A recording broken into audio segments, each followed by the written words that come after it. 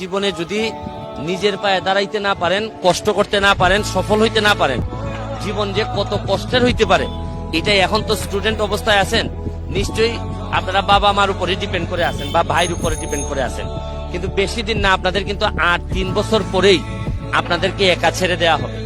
সুতরাং এর পরবর্তী জীবনটা যেন কষ্টের না হয়। এবং এখন তো বাবা মার সাথে থাকেন, মানুষ এখনো আপনার সাথে বেইমানি করা শুরু করে নাই।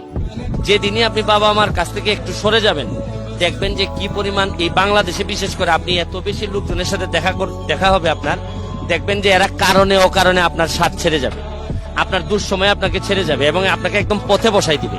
আর একটা কথা, লাস্ট কথা বলে যাই, ঘাম কখনো প্রতারণা করে না। যে জায়গায় পারেন ঘামের মধ্য দিয়ে যদি সফলতা অর্জন করতে পারেন, মনে রাখবেন আপনাকে দিয়ে কিন্তু ইতিহাস বদলানো সম্ভব। আমি জীবনে যত ঘাম ফেলছি, আমার কাছে মনে হয় যে আমার এমপি হওয়া